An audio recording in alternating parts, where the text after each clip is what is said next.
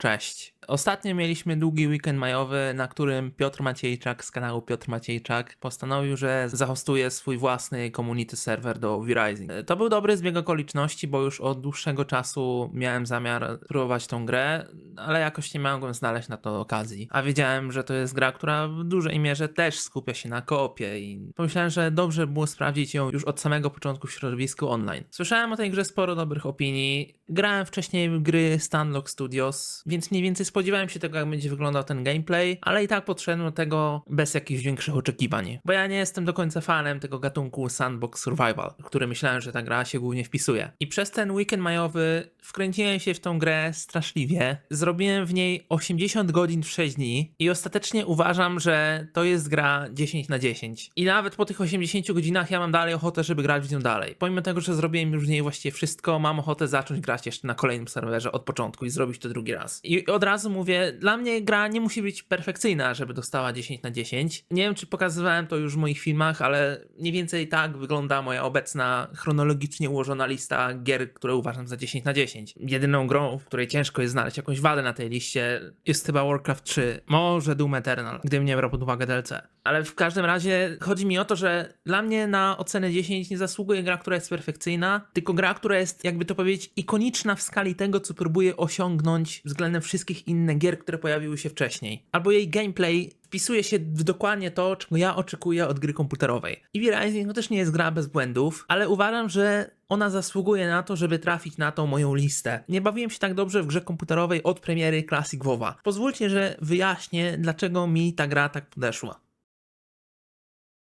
Zastanawiałem się nad tym, jak będzie najprościej to przedstawić i doszedłem do wniosku, że muszę zacząć od tego. Tak na obecną chwilę wygląda mój mentalny obraz tego, czym ta gra jest. V-Rising to gra, która jest połączeniem Rasta wziętego w kierunku Bloodline Champions i Valheim wziętego w kierunku World of Warcraft. Przejdę po prostu po tym po kolei. Sandbox Survival. Zdecydowanie nie jestem fanem tego gatunku. Nigdy jakoś nie kręciły mnie te gry, które polegają na budowaniu bazy albo na jakiejś tam progresji tych recept, które może wykonywać. Zaczynając od czegoś takiego jak Minecraft przez Don't Starve, Ark, Conan Exiles. Grałem w niektóre z tych gier, ale nigdy nie byłem ich entuzjastą. No, grając w Minecrafta, ja gdy osiągnę już diamentowy set i go zenchantuję, to dla mnie gra się kończy. No. Lubię sobie zbudować jakąś strukturę, bo do tego głównie Minecraft jest, ale to nie są gry, które mnie w jakikolwiek sposób kręcą. Natomiast już równocześnie z tymi survivalami pojawił się, można powiedzieć, taki trochę podgatunek tego, czyli gry, które łączą tą koncepcję tego survivalu i rozbudowywania bazy z nastawieniem na progresję tego przez walkę PvE z bossami. Najprostszy przykład tego to Terraria. No wiadomo, Terraria jest niesamowicie popularną grą, która ma masę modów, które jeszcze to rozwijają, która skupia się właśnie na tym, że początkowo progresujemy tą bazę, a potem przez progresję bossów stopniowo ulepszamy i rozszerzamy nasze możliwości, żeby walczyć znowu to coraz cięższymi bossami. No i w gruncie rzeczy w Terrarii jakby to jest celem na samym końcu tej gry. Pokonanie tych najcięższych bossów, czy to jest Moonlord, gramy w jakieś niesamowicie ciężkie mody, gdzie gra zmienia się już całkowicie bullet hell. I tych gier też było sporo. Są różnorakie modpaki do Minecrafta, było coś takiego jak Starbound. Nawet najnowsza indie, giga popularna gra, czyli Palworld, też się w dużej mierze na tym opiera, że progresja w tej grze polega na walce z tymi bossami za pomocą wykorzystania tych balów, których tam oswajamy. I do tego podgatunku należy jedna gra, którą chcę tutaj wyszczególnić, czyli Valheim. Valheim stał się niesamowicie popularny podczas COVID-u. On trafił idealnie w timing, ludzie szukali czegoś takiego do zagrania trochę po Terrarii, trochę po Minecrafcie. Wpisała się w oczekiwania rynku i zdobyła niesamowitą popularność. Ja nadal uważam, że to Valheim jest jakby głównym powodem, dla którego Terraria jeszcze bardziej się tak wybiła, no bo Terraria jest w dużej mierze podobna do Valheima. I zarówno Terraria i Valheim to już były gry, które bardziej wpisywały się w to, czego ja jakoś tak bardziej oczekiwałem. Natomiast obydwie te gry nadal mechanicznie w systemie walki, no Terraria to trochę robi się bullet hell, Valheim nie ma jakichś niesamowitych mechanik walki. No a dlaczego wyszczególnię tutaj akurat Valheim? Wyszczególnię go przez to, kto stworzy tą grę. Valheim zostało stworzone przez szwedzkie studio Iron Gate i zostało opublikowane przez Coffee Stain Studios. Gdy wyszukamy to Iron Gate Studios i wejdziemy na stronę ich kontaktów, możemy zobaczyć, że są oni z miasta Skövde. Skövde? Skövde?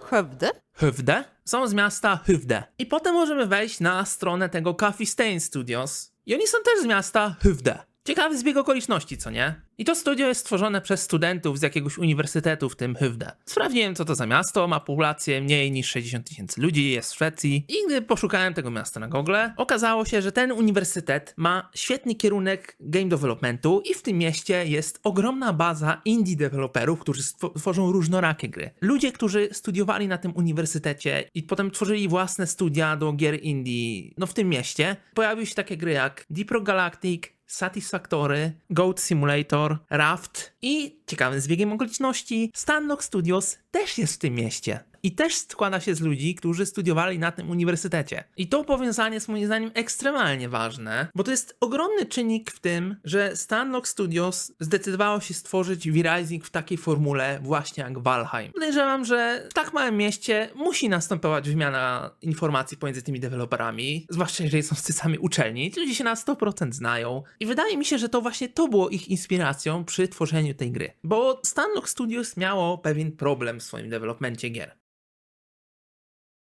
Pierwsza gra, którą oni stworzyli, to było Bloodline Champions. Bloodline Champions w dużej mierze było zainspirowane tym, jak działały areny w WoWie. Zresztą sama nazwa studia, Stanlock Studios. Kto grał w WoWa, to wie, co to jest Stanlock. Bloodline Champions to była gra opierająca się na grupowej PvP arenie. Była to niesamowicie skillowa gra, która w całości opierała się na skillshotach. Wszystko w tej grze było skillshotem. Było w niej dosłownie zero RNG. Wszystkie mechaniki miały z góry ustalone wartości, gdzie nie było żadnych mechanik typu Critical Strike, Chance, jakieś proce, cokolwiek. Wszystko było skill-based. Ta gra miała WASD movement w rzucie izometrycznym. W momencie, gdy Granny Games nawet nie myślało o tym, żeby to dodawać do Path of Exile, ta gra nawet miała spore aspiracje sportowe. Były w niej robione turnieje. Ja sporo grałem w to Bloodline Champions, bo była to bardzo przyjemna gra. Sterowanie w niej było świetne, była niesamowicie intuicyjna. No i jednocześnie sporo wymagała od gracza. I to był właśnie trochę problem tej gry. Pomimo tego, że była ona dosyć popularna, no to nie utrzymała się jakby w szerszej publice przez to, że była to tak skillowa gra. Więc ona nie osiągnęła takiej penetracji rynku jak gry bardziej casualowe, tak jak moby, które mniej więcej wtedy stawały się coraz bardziej i bardziej popularne. Bloodline Champions w dużej mierze działało trochę jak Mortal Kombat, gdzie grając na kogoś lepszego po prostu było się kompletnie bez szans. A że była to gra teamowa z szybkim gameplayem, no to nie ma co się dziwić, że bardziej casualowa publika po prostu nie podłapała tej gry. Później Stanlock Studios zrobiło Dead Island Epidemic, akcent polski. Znowu gra z rzutem izometrycznym, wykorzystująca w dużej mierze mechaniki z Bloodline Champions, jeżeli chodzi o sterowanie i skillshoty, ale dodająca elementy moby, oczywiście w uniwersum Dead Island, gdzie mieliśmy coś takiego jak zabijanie zombie połączone właśnie z tą walką PvP. No niestety ta gra była flopem, nie miała żadnej penetracji rynku, Dead Island to nie była jakaś giga popularna marka, gra po prostu nie osiągnęła sukcesu. Dalej postanowili wrócić znowu do bardziej czystej formuły z Bloodline Champions, ale w odświeżonej szacie graficznej, z jeszcze bardziej usprawnionym gameplayem pod względem udźwiękowienia i mechanik. Przez to powstało Battle Ride. I Battle Ride to jest gra, która jest dużo bardziej znana, ona sprzedała się już o wiele lepiej, dalej nie jakoś niesamowicie, ale ona była już dosyć popularna. Mimo wszystko nie miała takiej penetracji rynkowej jak na przykład jakieś moby.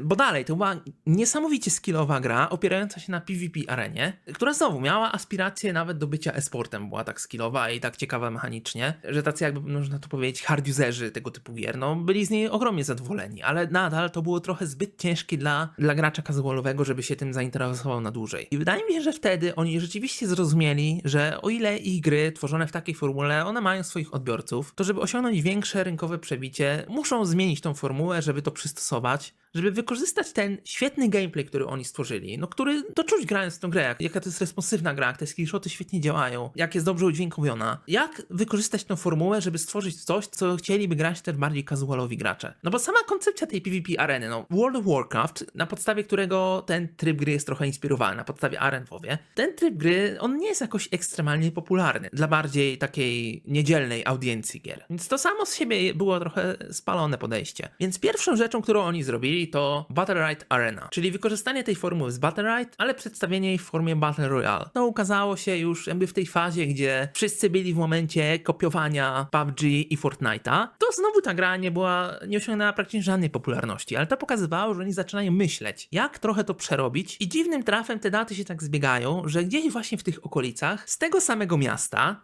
ludzie z tego samego uniwersytetu stworzyli Valheim, które osiągnęło gigantyczną penetrację rynkową i stało się niesamowicie popularną grą. I nie ma się co dziwić, że V-Rising ma w zasadzie bliźniaczy kierunek do tej gry.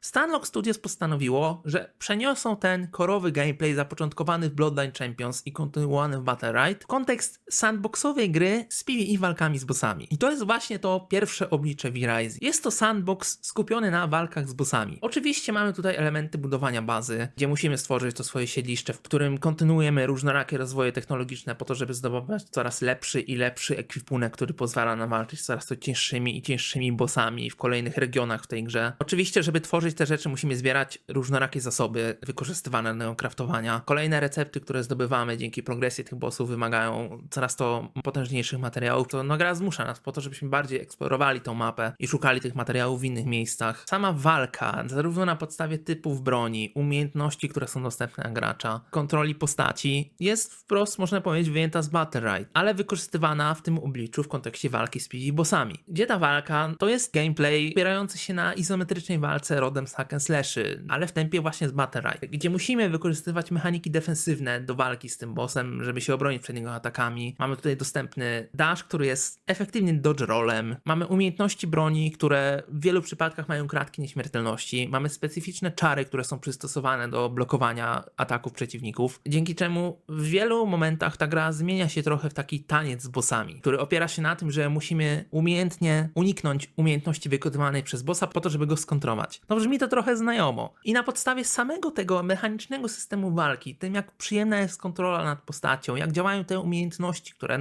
więc ta gra w dużej mierze opiera się też na unikaniu umiejętności przeciwników, ale sam styl ten gameplayu jest świetny, jest responsywny, jest impact hit przy uderzaniu, jest bardzo dobrze udźwiękowiony. Umiejętności bossów są świetnie telegrafowane, jesteśmy w każdym momencie w stanie zareagować na to, co robi boss. Sam już bazowy element tej walki jest świetny. Ale w tego typu grze właśnie sandboxowego survivalu z walkami z bossami, nie tylko ten element walki musi być ciekawy, musi być też odpowiednio ciekawy ten element progresji. I on też jest moim zdaniem bardzo dobrze zbalansowany w tej grze. Ta progresja technologiczna, ona nie jest ani zbyt skomplikowana, ani zbyt prosta. Każdy tier ekwipunku, który zdobywamy, on właśnie rozszerza te możliwości tego, co możemy zrobić. Od Cooper broni, które mają tylko jedną aktywną umiejętność, do Iron broni, które dostają kolejną aktywną umiejętność, do broni enchantowanych z losowymi efektami, które zmieniają właściwości tej broni, do broni epickich i legendarnych, które mogą mieć całkowicie unikalne właściwości. Równocześnie z tą progresją broni dostajemy zestawy zbroi, które mogą być dostosowywane do różnych playstyli, które możemy wykorzystywać w tej grze. Pojawia się alchemia wykorzystywana do tymczasowego wzmacniania naszej postaci przez eliksiry, enchanty na broń, mikstury leczące. Dostajemy kolejne moce transformacyjne, które umożliwiają nam bardziej efektywne przemieszczanie się po mapie. Dostajemy możliwość stworzenia nieśmiertelnego konia, który stanowi całą swoją oddzielną minigrę, która polega na rozwijaniu jego parametrów. Dostajemy coraz większy wachlarz czarów, których możemy używać z różnych elementów. Dostajemy umiejętności Ultimate. Dostajemy możliwość ulepszania tych czarów przez całkowicie oddzielny system saketowalnych jeweli, które mają też swoje właściwości, które mogą zmienić to, jak ten czar działa, żeby go jeszcze bardziej dostosować do naszych potrzeb. Odblokowujemy zdolności pasywne, które jeszcze bardziej pozwalają nam na dostosowanie postaci do tego, co chcemy robić. Ogromnie w tej grze czuć tą stopniową ewolucję możliwości, które rozszerzają nasz gameplay na tych walkach z tymi bossami, no i nasz gameplay ogólnie na open worldzie, gdy zbieramy te zasoby wymagane do dalszego rozwoju technologicznego naszej bazy. I kolejną mechaniką, która jest też w tej grze powiązaną z tym otwartym światem, jest zbieranie typów krwi. Wszystkie jednostki na świecie mają swoje rodzaje krwi, które w inny sposób modyfikują parametry naszej postaci. Krew, którą może wypić nasza postać, ma też swoją jakość mierzoną w procentach, gdzie najlepsza jakość krwi to 100% i to stanowi całą oddzielną warstwę gry, żeby znaleźć te potwory z tą krwią, której chcemy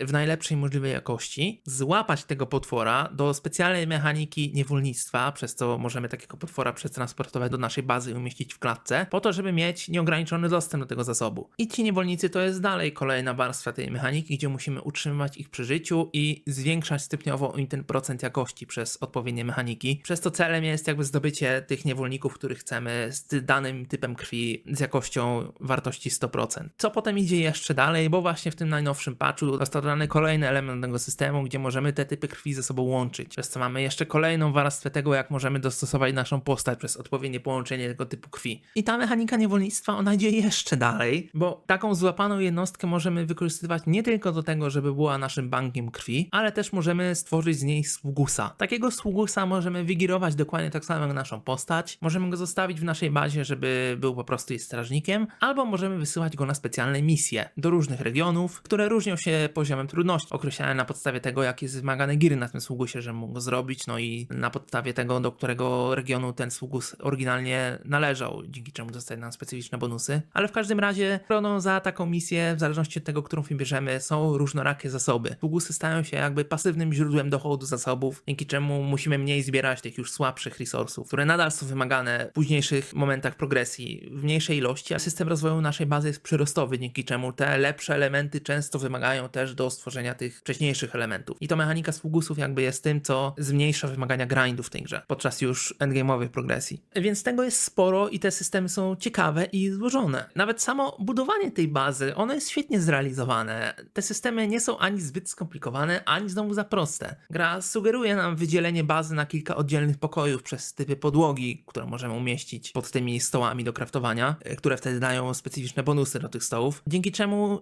istnieje taki naturalny podział tego, jak rozłożyć tą bazę, co sporo upraszcza w planowaniu.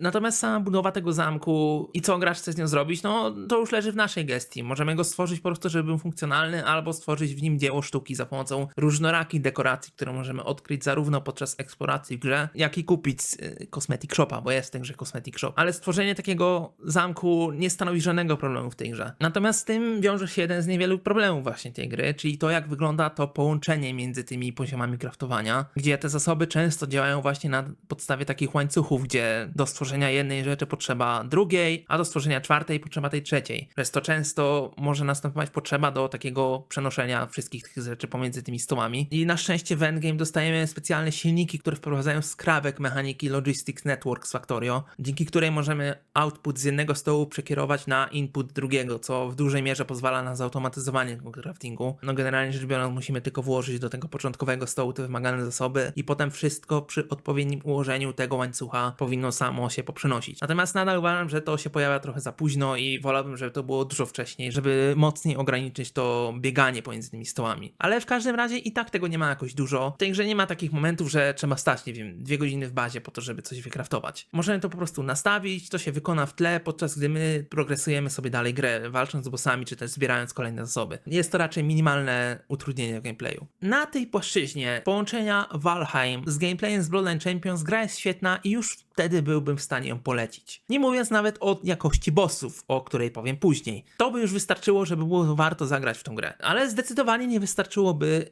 przynajmniej dla mnie, żebym dał tej grze tak wysoką ocenę. Ale w tej grze twórcy robią jeszcze więcej, bo kolejnym krokiem jest drugie oblicze tej gry, czyli inspiracja Rustem.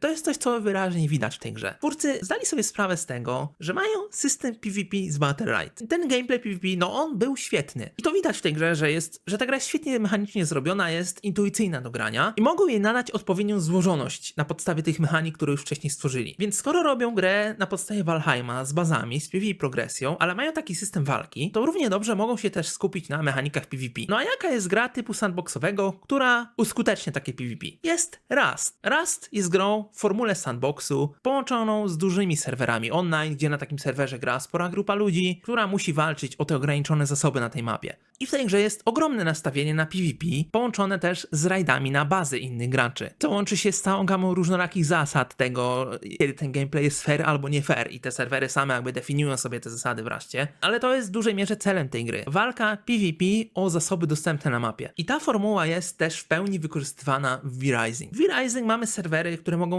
hostować jednocześnie naraz 120 ludzi. Rzadkie są tak duże serwery. Większość z tych serwerów umożliwia 40 do 60 graczy naraz. I każdy element zbieractwa na serwerze podczas gry online jest w pewien sposób nastawiony na komunikację z innymi graczami. Zarówno komunikację w trybie PvE, który jest dostępny w tej grze, jak i w trybie PvP. Czy to przez to, że mamy specjalne miejsca z danymi zasobami, które są ograniczone, więc jesteśmy często zmuszeni do wejścia w interakcję z innymi graczami, bo przykładowo wszyscy chcą zebrać miedź. A miedź zdobywa się z kopalni miedzi, więc na początku progresji wszyscy chcą tam pójść, żeby zebrać tą miedź. I jeżeli jesteśmy na PvE serwerze, wchodzi element negocjacji, ale jeżeli jesteśmy na PvP serwerze, to wolna Amerykanka zaczyna się tibia, bo nikt im nie wejdzie na spota i lepiej niech pakuje walizę albo ja go spakuję. Na to pozwala ta gra. Mamy open worldowy PvP pomiędzy tymi drużynami, które są zdefiniowane na serwerze. To też zależy od tego, jak już host sobie zdecyduje. Czy gramy solo, duo, w trójkach.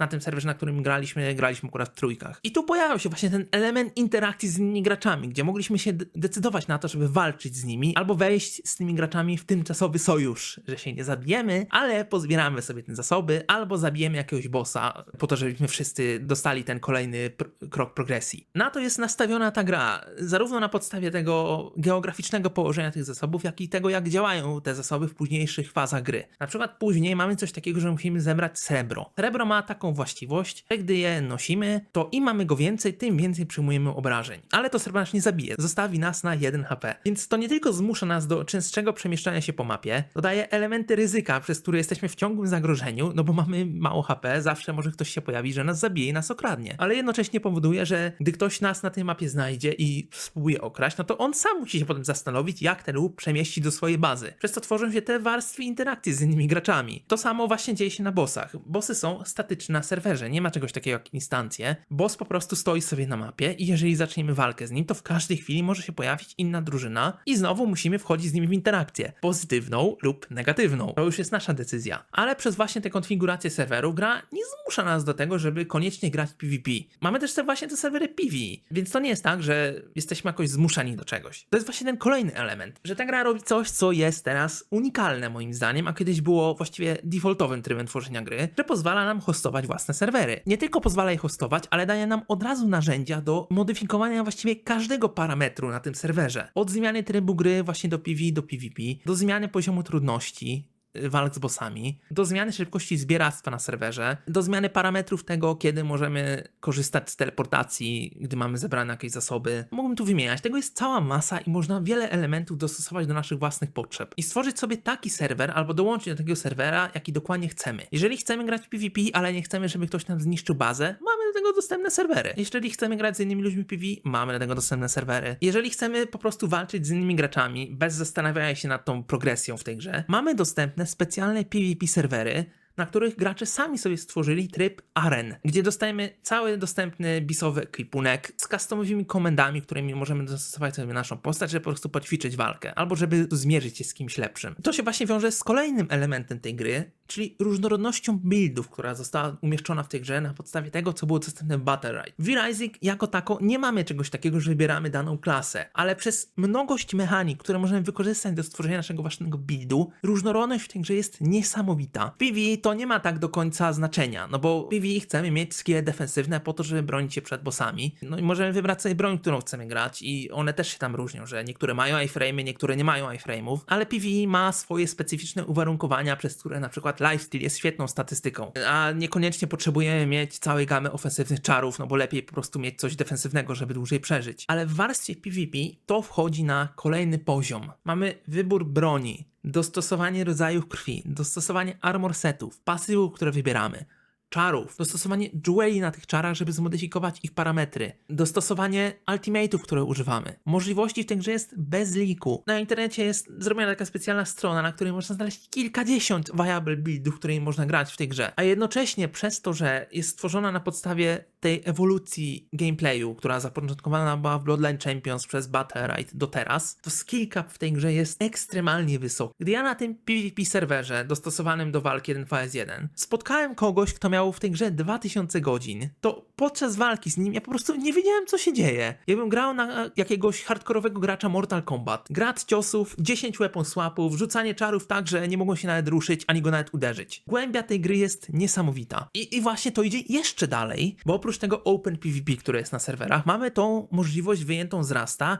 rajdowania innych baz. Tak jak mówiłem wcześniej, to jest uwarunkowane ustawieniami danego serwera. Ja osobiście tego nie robiłem, bo nie mieliśmy tego włączonego na tym serwerze u Piotrka, ale widziałem nagrania, że to jest całkowicie inny rodzaj gameplayu, gdzie nie tylko polega na tym, że niszczymy komuś bazę, ale też na warstwie defensywnej tego chodzi cała ta mechanika tych sługusów, których możemy albo wysłać na misję, albo wykorzystać do obrony bazy. No bo tymi sługusami są jednostki z mapy i jednocześnie ta mechanika, w której robimy tą jednostkę z mapy naszym sługusem, może zostać inteligentnie wykorzystywana do obrony naszej bazy podczas tych oblężeń. Te sposoby na budowanie baz właśnie w takiej strukturze defensywnej, to w pewnych elementach idzie nawet nawet jeszcze dalej niż Rust. Może bardziej nawet w kierunku Conan Exiles. Ja widziałem, jak wyglądają takie obrężenia i to jest cała warstwa metagame'u, żeby odpowiednio dobrać tych sługusów, odpowiednio zbudować tą bazę i wykorzystać ich podczas tych oblężeń. I stąd właśnie, że jest tyle elementów online, że ta gra nabiera tego nowego oblicza, ja raczej bym sugerował zacząć od razu grać tą grę na serwerach online. Niekoniecznie PvP nie jest dla każdego, ale ta gra jest zdecydowanie lepsza nawet gdy jesteśmy na serwerze PvE, gdy wchodzimy w tą interakcję z innymi ludźmi. To daje całkowicie nową warstwę tego, jak wygląda gameplay w tej grze. Zwłaszcza, że nawet na serwerach PvE mamy teraz dostępną możliwość postawienia fragi do duelów. Przez to i tak możemy się pobić z kimś, tak jak jest w WoWie. No właśnie, i tu dochodzimy do tego ostatniego punktu.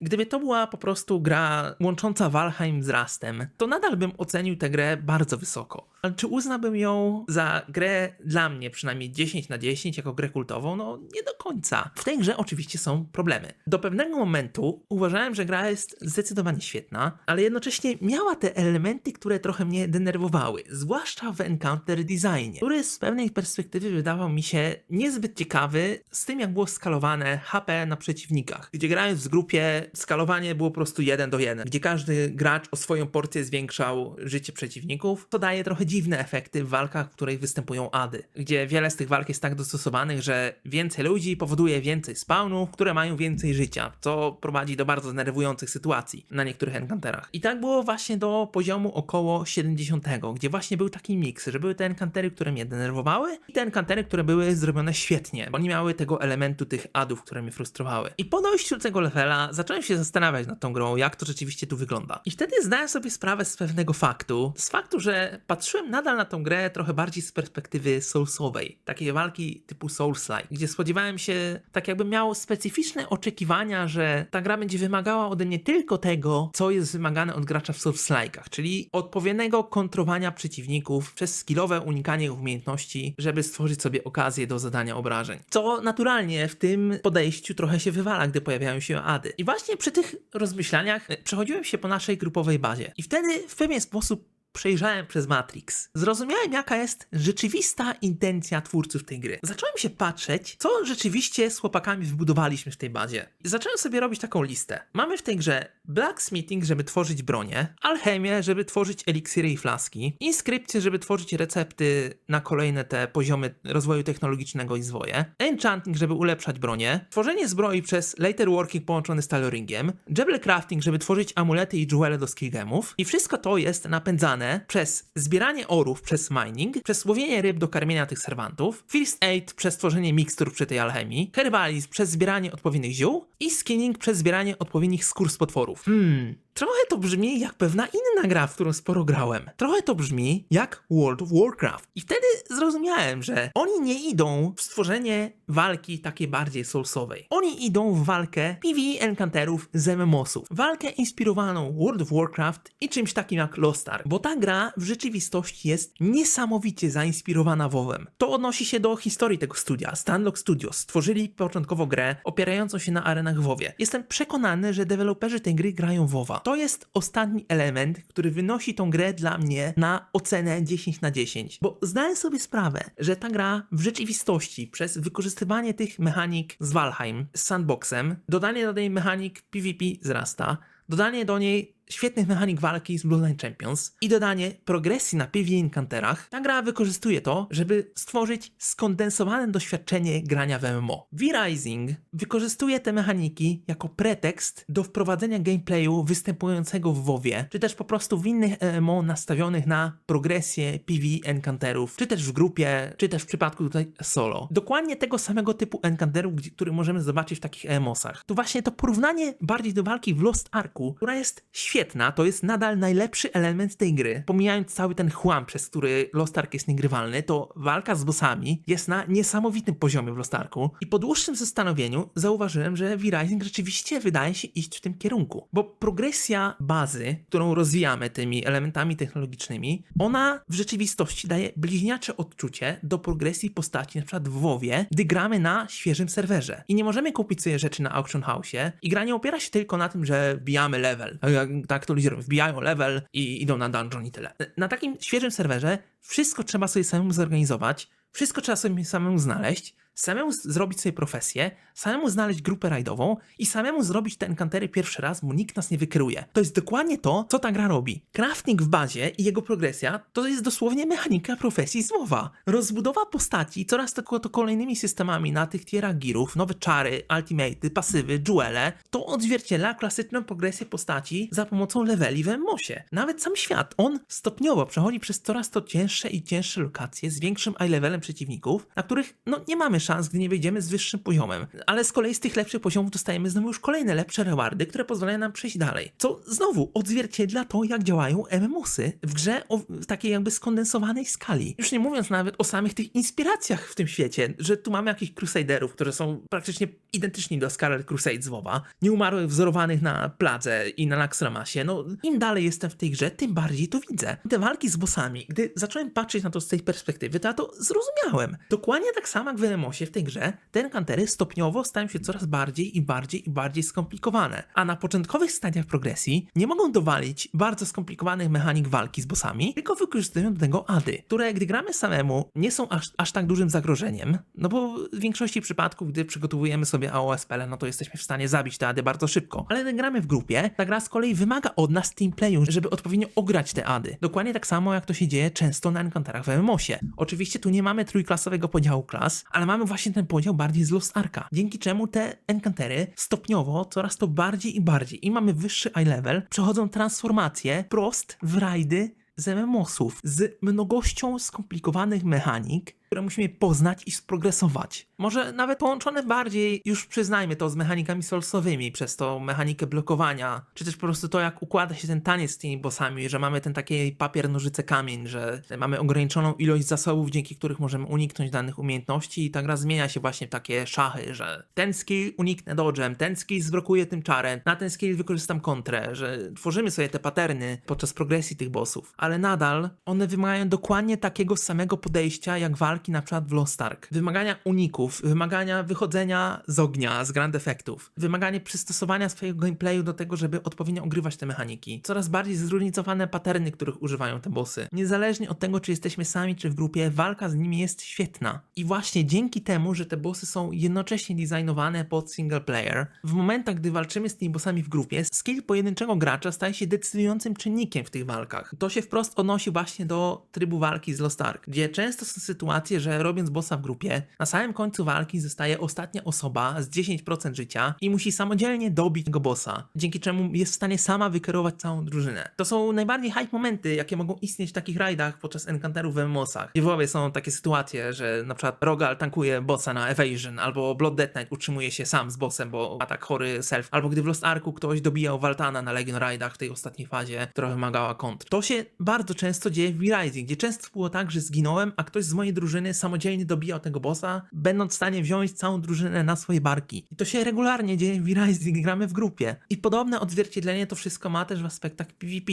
Dzięki temu skill capowi, temu designowi świata, który nakłada się ciągle z tymi interakcjami z innymi ludźmi na serwerze. To jest dokładnie ten feeling, gdy zaczyna się świeży serwer w WoWie, co jest jeszcze bardziej zamplifikowane tym, że to PvP jest otwarte, więc robi się z tego tibia czasami. I dopiero wtedy, gdy zrozumiałem, jak jest ten ostateczny efekt użytych mechanizmów w tej grze, to zrozumiałem, że ta gra jest dosłownie stworzona dla kogoś takiego jak ja. Ja grałem przez wiele lat w WoWa, gram wiele w Soulsy, gram wiele w hack and slashe i lubię skillowe PvP gry. Ta gra ma wszystkie te elementy. W moich oczach to jest absolutny must play. Nawet jeżeli nie lubicie hack and slashy, MMOsów, czy po prostu gier z progresywnymi PvP encounterami, nie lubicie na przykład sandbox survivalów, albo nie lubicie gier PvP. Ta gra jest tak świetnym miksem wszystkich tych elementów, że jest czymś zupełnie innym. To jest najlepsza wersja wszystkich tych gameplayów, które teraz wymieniłem, jaka w tej chwili istnieje. To ten miks powoduje, że to wszystko jest jakby wyniesione na ten wyższy poziom. I jednocześnie ta gra nie wymaga aż takiej inwestycji czasu, jak na przykład takie zwykłe MMO, żeby doświadczyć progresji. To jest jej ogromną zaletą. Żeby doświadczyć czegoś takiego jak PvP progresy encounterów w WoWie, trzeba poświęcić masę czasu, żeby znaleźć ludzi do tego, znaleźć grupę rajdową i w ogóle dostać się do tego encounteru. Ta logika progresji jest korem tej gry. I to jest główny powód, dla którego tak uwielbiam teraz tą grę.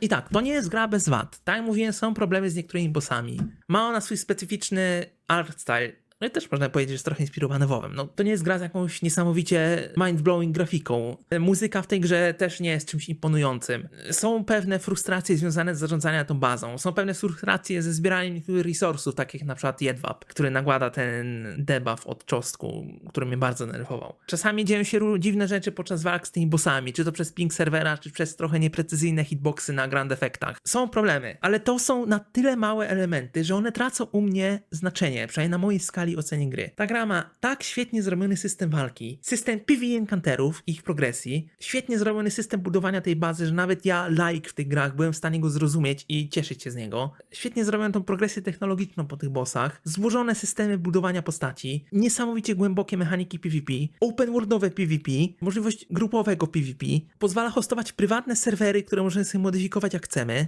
No, wolność wyborów w tej grze i podejście do niej, ona jest off the charts. Czy gramy w koopie, na dużym serwerze, na małym serwerze, na PvP arenach, na PvE serwerze, z odpalonym brutal modem. Tu możliwości zmiany tego gameplayu jest... Nie wiem, co mam powiedzieć. Ta gra jest niesamowita. To po prostu trzeba zagrać. I ta gra ląduje na mojej liście moich topowych gier. Zróbcie sobie tą przysługę i zagrajcie to V-Rising. Solo, w grupie, na serwerze, jak wolicie. Ta gra jest zdecydowanie warta spróbowania. W tej chwili ja jestem kupiony. Po tych 80 godzinach, tak jak mówiłem na początku, ja mam ochotę grać w to dalej. Mi jest ciągle mało. Ja chyba sobie postawię swój własny serwer. Już sprawdziłem Brutalem. No bo ten Brutal na serwerze Piotrka, on miał tam jakiś niższy level czy coś takiego. Wiem, że to jest minimalna różnica, na że 8% obrażeń przyjmowanych i zadawanych, ale nadal mam ochotę grać w tą grę. I w tej chwili ja po prostu czekam. Dajcie mi więcej update'ów, rozwijajcie tą grę, więcej PvE contentu, więcej map. Jeżeli jest jedna gra, której bym chciał, żeby zrobili z niej prawdziwy live service, że mnie spamowali contentem i nie wiem, dawajcie mi skórki, ja kupię te skórki. Rozwijać mi tą grę, proszę. Nie porzucajcie jej. Trafili w końcu w Stunlock Studios na formułę, która pasuje wszystkim. I to widać w sprzedaży tej gier, że jaka ona stała się teraz popularna. Dajcie mi więcej kontentu, nie mogę się doczekać. Gra jest w mojej skali 10 na 10. I to było na tyle. Jeżeli wam się podobało, zostawcie lajka, subskrybujcie. Bijcie na mojego Twitcha. Pewnie w ten weekend No Rest for the Weekend odpalę z tym patchem. Ale na razie to tyle. Więcej kontentu wkrótce. Cześć.